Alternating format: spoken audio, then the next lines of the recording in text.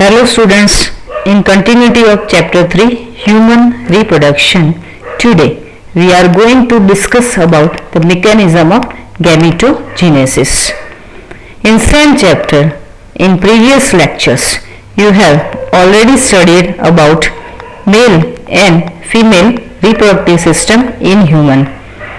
By studying male reproductive system, now you have clear idea about it. What is it?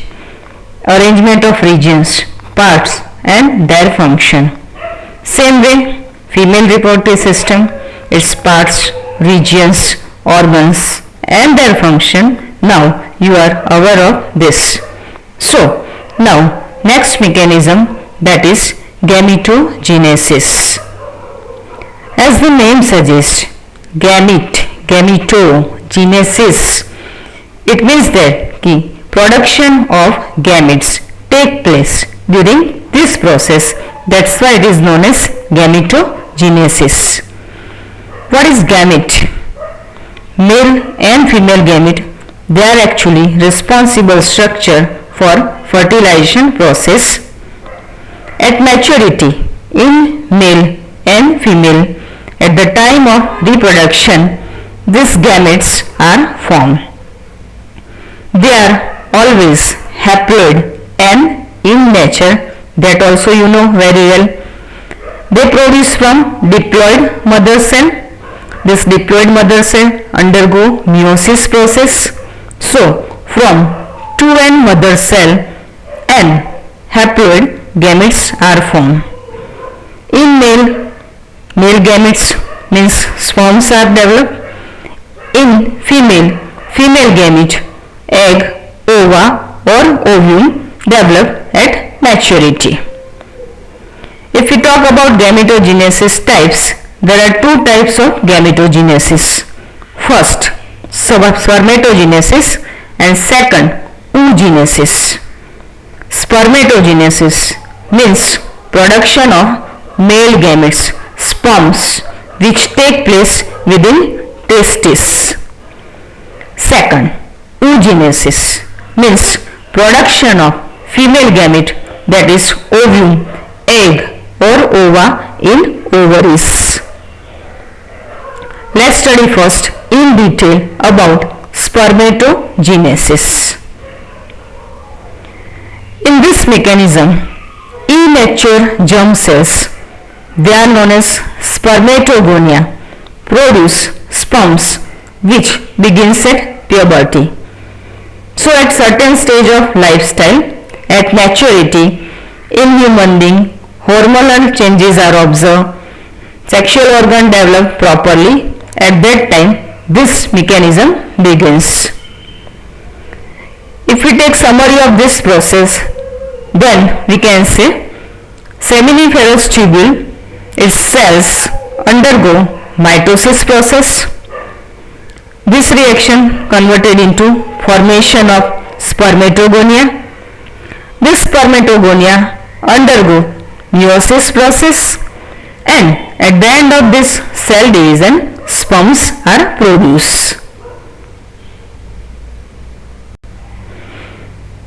Now, by studying sectional view of a seminiferous tubule, its figure, we can get clear idea about this type of arrangement. In this diagram, you can see it's a sectional view of seminiferous tubule. In the anatomy of seminiferous tubule, wall inner side cells, they undergo cell division. At maturity, this inner side cell form spermatogonia. Further cell division take place. They develop into primary spermatocyte. This primary spermatocyte undergo further development process and they are converted into secondary spermatocyte. Then gradually maturity development process take place and spermatid are formed. And ultimately, finally, at the end of this process, sperms or spermatozoa develop. So, by studying this figure, now you can get clear idea about how sperms produce during this mechanism. Another figure which suggests schematic representation of spermatogenesis process. How does it actually take place step by step? Which type of division take place at particular stage of this type of mechanism? You can get clear idea about this. Here in flow chart you can see at initial mechanism spermatogonia, which are 2n diploid in nature having 46 chromosome number in per cell, undergo mitosis cell division. Through this mitosis cell division, they form number of primary spermatocyte. After formation of spermatocyte, the primary spermatocytes undergo meiotic division. It takes place first time here, that's why it is known as first meiotic division. Now as you know, meiotic division is reduction division. So at the end of this development, primary spermatocytes converted into secondary spermatocyte, they are n in nature. It means that they possess 23 chromosome number in each cell. So from 46 number of chromosome, now it shows arrangement of 23 number of chromosome. That's why it is haploid n in nature. These secondary spermatocytes undergo second meiotic division. Again, by end of this division, haploid cells are produced and they are known as spermatids. So they produce through this type of division and they are also having n in nature. Now these spermatids undergo differentiation process. At the end of this differentiation process, they develop into spermatozoa. So we can say now typical structure of sperm produced at the end of this mechanism. So schematic representation of spermatogenesis giving clear idea about mechanism from where spermatogonia undergo mitosis division, they produce primary spermatocyte, again division take place, they produce secondary spermatocytes, the secondary spermatocyte undergo further division and they form spermatids. The spermatids undergo differentiation process and at the end of this process spermatozoa develop. Now we have clear idea about spermatogenesis process. Now next topic is spermatogenesis and hormones. At the time of this process, mechanism of spermatogenesis increase in the secretion of GnRH. Full name of GnRH is gonadotropin releasing hormone.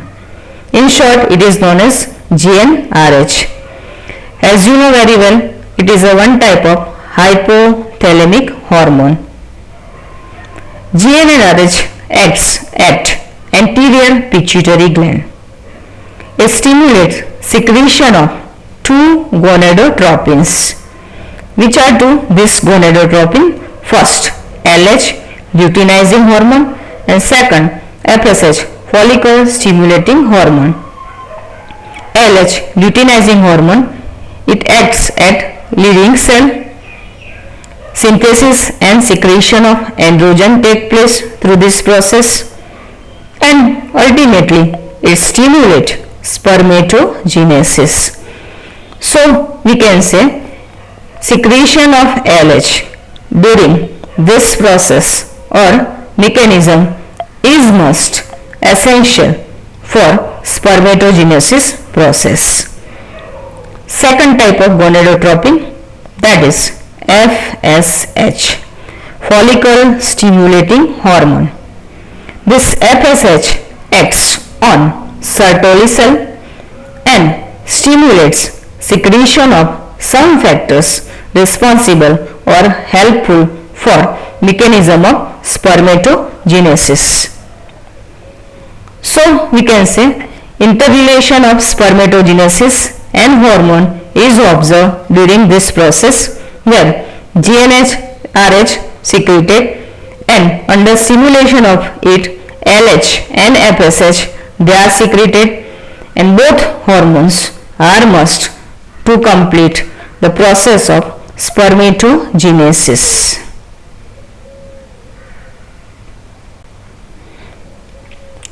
Now at the end of spermatogenesis process, sperm is formed.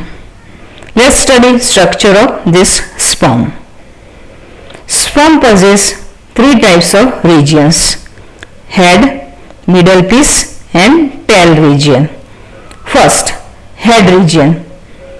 It is 1 in number, elongated, haploid nucleus it possesses. Acrosome is important here. It is an anterior portion covered by a cap-like structure and it is filled with enzymes which are helpful for fertilization of ovum. So head is important region here. Second, middle piece, middle region of sperm. It possesses numerous mitochondria. Now you can guess it. What is role of mitochondria here? It is actually responsible for production of energy which is required for movement of tail. Third and last region, that is tail region of sperm. Here its role is observed that it is essential for mobility of sperm. As you know, generally in living organism, male gametes move towards female gamete. If it does not take place, then fertilization process is impossible. So for this mechanism, it is having tail-like structure which is useful for mobility of sperm. 200 to 300 million sperms produced during a coitus process. For normal fertility, at least 60% must have normal shape and size and 40% must show vigorous motility. So this way the structure of mature sperm is observed in male, which possess three regions: head having nucleus, acrosome region, middle piece having mitochondria for energy production, and third, tail for mobility of sperm. Now the figure, study of structure of a sperm. In theory, you have already studied all parts of mature sperm in human male. This figure gives clear idea about structure of sperm, organization of each and every region. In this figure, clearly three regions are observed of sperm. First, anterior head region.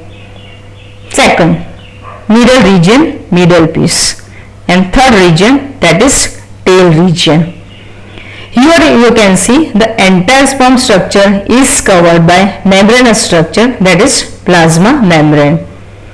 In head region, the tip region you can see here, that is acrosome region, and within head region nucleus containing chromosomal material is present. In between head and middle piece, neck-like structure is observed, that is neck region.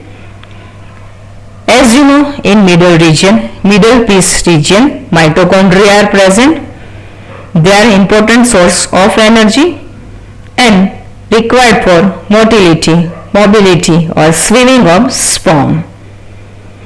And third is tail. It provides mobility to sperm for further movement, must for fertilization process. So this way, this figure is giving us clear idea about the regions or parts observed in mature sperm of human male, having three regions: head, middle piece and tail region. Now some other points related with sperm, function of sperm. As you know, they are released from seminiferous tubule and transported by the accessory ducts. Secretion of epididymis, vasa deferens, seminal vesicle and prostate are essential for maturation and motility of sperm. You have already studied about the function of accessory male glands related with this topic. One term is important here, that is semen. Semen actually composition of seminal plasma and sperm. Seminal plasma structure you have already studied. Sperm, now you know very well what is sperm, its composition and its structure. So seminal plasma and sperm, it constitute semen, and this structure is important for fertilization process. Functions of male accessory ducts and glands are maintained by testicular hormones. The group of these hormones is generally known as androgens. A plasma membrane envelops the entire whole structure of sperm. So this way they are released from seminiferous tubule, further transported by accessory ducts. Secretion of accessory glands and some other parts are essential for maturation and mobility of sperm. Semen is important here. It is composition of seminal plasma plus sperm. Function of male accessory ducts is important here to maintain the level of androgens in male, and the entire structure of sperm is covered by a plasma membrane. So this entire mechanism, that is spermatogenesis, now we are getting clear idea how sperms are produced in male, the entire mechanism of cell division, maturity, structure of sperm, composition of sperm and function of sperm.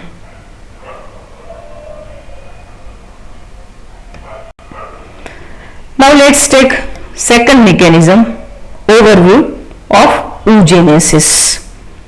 Oogenesis is process of production of female gamete, ova, ovum or egg cell from ovaries. At the end of mechanism of oogenesis, egg cell develop in female. The figure diagram suggests schematic representation of oogenesis process. At maturity, germ mother cells are produced in female ovaries. They develop into oogonium, which is diploid in nature. Here chromosome number is 46. This phase is known as multiplication phase, where number of cell increases. Second is growth phase. Now this cell of oogonium undergo growth process and primary oocyte develop. It is again diploid in nature.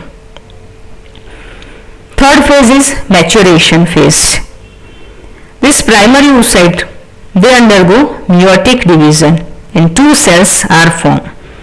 First is first polar body, that is N, haploid in nature, and second is secondary oocyte. It is also haploid in nature because primary oocyte is diploid in nature 2N. It undergoes meiosis 1 division. That's why the cell produce first polar body and secondary oocyte both are haploid or N in nature. Now next division is meiotic type of division, that is first polar body undergo cell division and second polar body form. And another side from secondary oocyte again two cells are formed.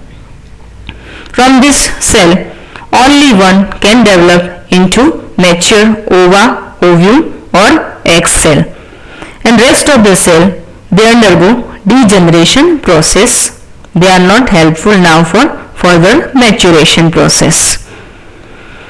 When male gametes enter at the time of fertilization process, this mature ovum fertilized by sperm Ovum is N in nature, sperm is also N in nature. Fertilization process take place, so N cross N, and the resulting cell is zygote, which is diploid in nature. So this schematic representation giving you clear idea about mechanism of oogenesis. First stage multiplication, second growth, third maturation. First of all, oogonium undergo the process of multiplication. Primary oocyte is formed, growth take place, then further division take place. First polar body, secondary oocyte is formed, final division take place, second polar body, and mature ovum is present. One cell only remain as active ovum cell, rest of the cell undergo degeneration process. This mature ovum, N in nature, is fertilized by sperm, which is N in nature, and at the end of this mechanism, zygote is formed, which is 2N, diploid in nature, and is very first cell of beginning of life in living organism.